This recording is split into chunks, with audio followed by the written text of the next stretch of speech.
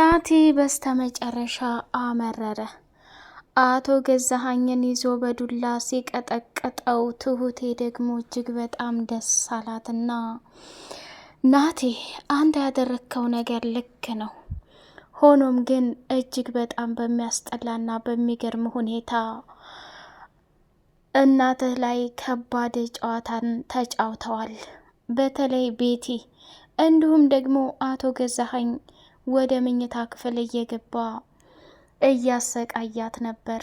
አንተ ግን ይህንን አይነት ታሪክና ጀግንነት ስላደረግ በጣም ደስ ብሎኛል ብላ እየቧረቀች አመሰገነችው።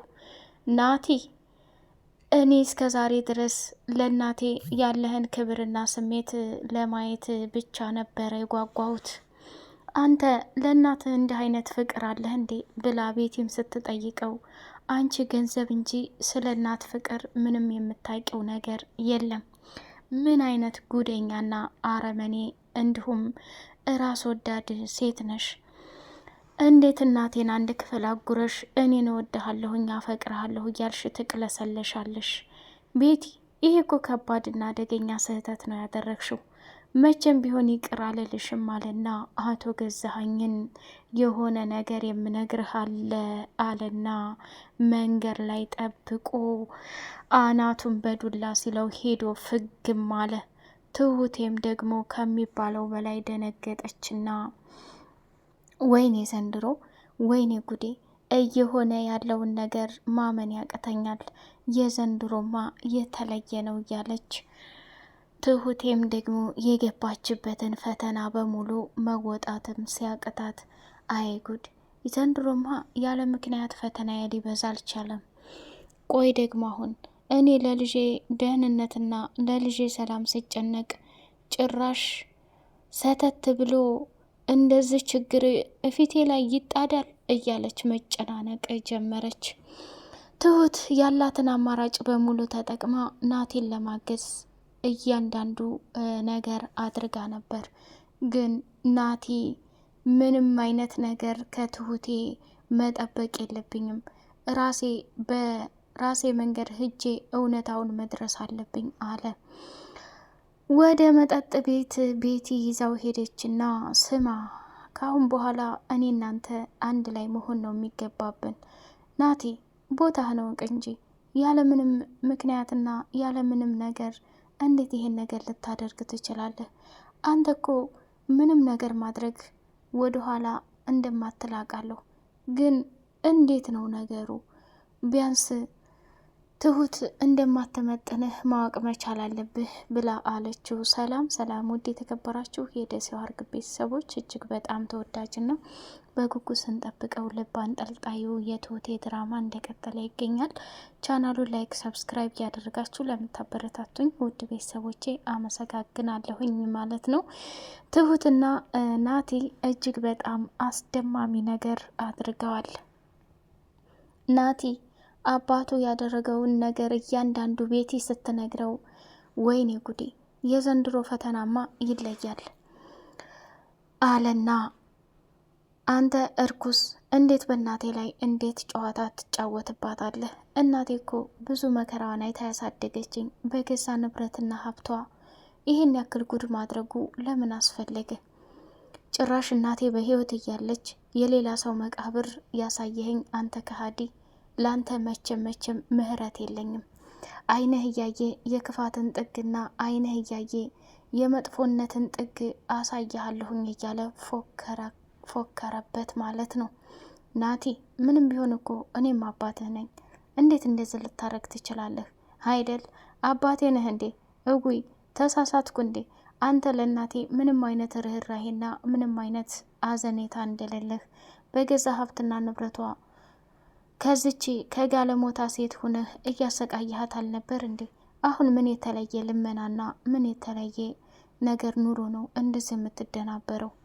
በጣም መጥፎና ከባድ ነገር ነው ያደረግከው አለና በዱላ አናቱን ሲለው አቶ ገዛኸኝም መሬት ላይ ድፍት አለ።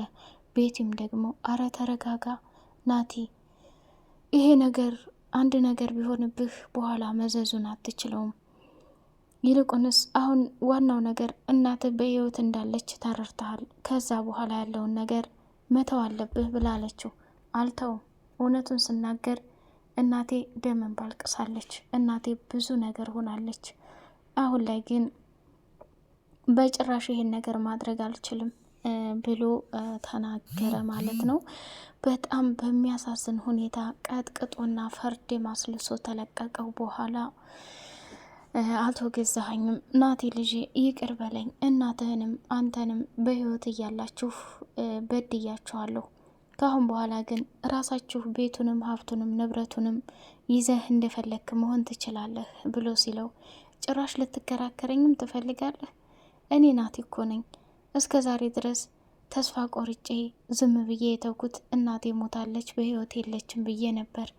ለካ እናቴ ሀብት ንብረቷ እያለ እንደዚህ ስላሰቃያሃት አንተም ደግሞ ይችን እንድታገኝ እፈልጋለሁ። ገና መቼ እናቴ ለራሱ ትቀጠቅጠሃለች። አንቺስ ቢሆን ምን አይነት ከሃዲ ነሽ? እንዴት እናቴ በህይወት እያለች እሱ ደግሞ እየተነሳ እንዲቀጠቅጣትና እንዲደበድባት ለምን ትፈቅጃለሽ? ትሁቴም ደግሞ ናቲ የቤቲ ክፋትማ የተለየ ነው። የተረፈ ምግብ እየሰጠች እየዘጋችባት፣ እንዲሁም ደግሞ ብዙ ነገር እያደረገቻት ነበረ። አሁን ላይ ግን የቻልኩትን ነገር በሙሉ አድርጊያለሁ። ምንም አትጨናነቅ። እናትህ አሁን ላይ ጥሩ ሁኔታ ናት። ደግሞ ከአሁን በኋላ ሌላ ነገር እንዳያደርጓት መጠበቅ አለብህ ብላ አለችው ማለት ነው። በጣም በሚገርም ሁኔታ እሱም ተናዷል ማለት ነው። አቶ ገዛኸኝ ትሁቴን እያስፈራራትና እያሰቃያት ይገኛል። እሱም ምንድነው ትሁት፣ እኔ በመንገዴ ማንም ሰው ሲገባብኝ አልወድም። አንቺ ግን ያለ ፍላጎቴ ገብተሽ ደስ የማይልና የማይረባ ነገር እያደረግሽ ነው ብሎ ልክ ልኳን ሲነግራት፣ እሷም ወይኔ ጉዴ የዘንድሮ ፈተናዬ ምንጉር ነው፣ ልጄን ማሳደግ አልችልም እንዴ አለችና እባካችሁ እኔን ከዚህ ከቤት አሰናብቱኝ፣ ከልጄ ጋር መገናኘት እፈልጋለሁ እያለች ስትለምን፣ ቤቲም ትሁትን ከናቲ ጋር ማየት ስለማፈልግ ገዜ ቆይ የትሁት የብቻዋ ነው እንዴ? ይህንን ስራ መስራት ካልፈለገኝ ከዚህ ከቤት አሰናብታት፣ በቃ የራሷን ህይወት ትኖርበት፣ ምን አርጊ ነው የምትለው ብላ ስትል፣ አይደል ጭራሽ ለሷም መቆርቆርና መቃጠል ጀመርሽ እንዴ? እንዳንቺ አይነት ደፋር የለምሳ። ምንም ቢሆን ይህን ማድረግ የለብሽም። ይህንንም እንድታደርጊ በጭራሽ አልፈቅድም። አንቺ ውላችን እዚህ ቤት የመጣሽው 2 አመት ለመስራት ነው። 2 አመትሽን ደግሞ አንገትሽን ደፍተሽ እንድሰሪ እፈልጋለሁኝ ብሎ አላት ማለት ነው። እሷም ምንም አማራጭ ስለሌላት ትዕዛዙን ተቀብላ ግራ ገብቷታል። ናቲም እየተከታተለ ስሚ ትሁት፣ እኔ ልረዳሽ እፈልጋለሁ። ቆይ የተፈጠረው ነገር ምንድን ነው? ንገሪኝ እባክሽ ንገሪኝ። ካጠገብሽ ሁኜ ላግዝሽ ነው ያልኩት። እንዴት ይሄን ያህል ትጨከኝበትኛለሽ? እነሱ እኮ ለገንዘብ ነው ጅብ የሆኑት። አንቺ ግን ለምን ብለሽ ነው እንደዚህ ሆንሽው ብሎ ሲናደድ፣ ከዛ እባክህ አታስመስል፣ እኔ ያለሁበትን ችግር ብነግርህ ትተህ ከመሄድ ውጭ የምታመጣው ነገር የለም። አየህ ናቲ፣ እኔ ብዙ ጊዜ ራሴን በብዙ መንገድ ላይ እንትን ለማለት ሞክሬ ነበር፣ ግን ማንም እየተረዳኝ አይደለም። እናትህ የለችም ያልኩበት ምክንያት ከቤቲ ጋር ጓደኝነትን ፍጠር፣ ቤቲ ጋር አንድ ላይ ለመሆን ሞክሩ፣ ከዛ ሁሉንም ነገር የምታየውና የምታውቀው ይሆናል ብላ አለችው። እሱም ደግሞ ትሁት፣ እኔ እኮ በጣም ነው ማፈቅርሽ፣ አንቺን በክብር አግብቼ አንቺን በክብር ሚስት ማድረግ ነው የምፈልገው፣ ግን ለምንድን ነው እንደዚህ እየሆንሻለሽው? እባክሽ ተረጅኝ እያለ ቢለምናትም እሷ ያለባትን ልክና ክፋት በጣም አስቸጋሪ ስለሆነ ምንም ማድረግ ስላልቻለች ከዛ ከቤት መውጣትና ናቲን መራቅ ሆኗል። አለሜን እንግዲህ ካገቱባት ክፍል አውጥተው ወደ መኝታ ክፍል አስገብተዋት ነበርና ናቲም እማዬ ለካ እዚህ መኝታ ክፍል ሆነሽ ነው፣ አሁን ደግሞ እየታርገውብኝ ይሆን? አንቺን እያንዳንዱ ያሰቃየሽንና ይህን ጉር ፈተና ያበዛብሽን ሰው የእጃቸውን ነው የምሰጣቸው። ስለዚህ መቼም ይሁን መቼም ያለ አንድ ምክንያት እንደዚህ ፈተናሽ አልበዛም፣ ከጎንሽ ሁኜ ሁሉንም እከላከልልሻለሁኝ እያለ ራሱን መስዋዕትነት ለማድረግ ቆርጦ ተነስቷል ማለት ነው ናቲ። እዛ መኝታ ክፍልም አልቅሶ እናቱ እንደሌለች በጣም ስሜቱን ደብቆ ከዛ ክፍል ወጣና አባቱንም ቢሆን አባዬ እባክህ እናቴ በህይወት ትኖራለች ብዬ አስባለሁ፣ እርዳኝ እያለ መለመን ጀመረ። አባቱም ደግሞ ናቲ የኔ ልጅ ስሜቱን እኮ እረዳለሁ፣ ግን አምነን ተመቀበል ውጭ ምንም ፋይዳ የለንም። የእናትህን ቀብር አየህ አይደል እንዴ? ከዚህ ሌላ ምን አርጉኝ ነው የምትለው? ይሄ ትልቅ ስህተትና ቅሌት ነው እንዴ! አሁንስ አልበዛም እንዴ? ምን ሆነሃል? እንግዲህ ከዚህ የበለጠ ምን ላምጣልህ? መቼ ነው የምትረዳው? መቼ ነው እውነታውን የምታውቀው? እንዴ የእናትነትን ስሜትን እናውቀዋለሁኝ። ስለዚህ መቼም ቢሆን መቼም አንተ በእንደዚህ አይነት ሁነህ ማየትን አልፈልግም። ተረጋጋ የኔ ልጅ፣ እምረዳህ ነገር አለ ብሎ ሲለው፣ አረ በጭራሽ እንደው ውስጤ አላምንልህ ብሎኝ፣ እንዲሁም ደግሞ ብዙ ያልተመለሱ ነገሮች አሉ። እንግዲያውስ አባዬ አንድ ጥያቄ ልጠይቅህ። የእናቴ ሀቅ የሆነውን ገንዘብ በሙሉ እንድትሰጠኝ እፈልጋለሁ። ጭራሽ አሁንም ተመልሰህ ገንዘብ መጠየቅ ጀመርክ? አንተ እኮ የራስህ ቤት አለህ፣ የራስህ ህይወት አለህ፣ ወጣት ነህ። ምንድን ነው ገንዘብ የምትለቃቅመው ብሎ ሲለው፣ እንዲ አባዬ ታዲያ ቤት ቢኖረኝ እኔ እኮ የእናቴን ድርሻ ብቻ ነው የጠየቅኩት። ታዲያ እናትህ ጋር እኮ እኔ ሌላ ችግር አልፈጠርኩም። ጊዜዋ ደረሰ፣ ሁሉም ይሞታል፣ ሁሉም ይሄዳል። በተጠራችበት ጊዜ ሄደች እና ታዲያ ተለያይተን ቢሆን የእናቴን ገንዘብ ብትል እራሷ መታ መጠየቅ ትችል ነበር። አንተ የማይሆን ነገር እያሰብክ ልቤን አታርማው ናቲ።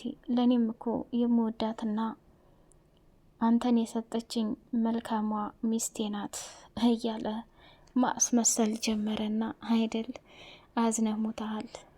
ራስ ወዳድ እንዳንተ አይነት አደገኛና ሰው በህይወቴ አጋጥሞኝ አያውቅም።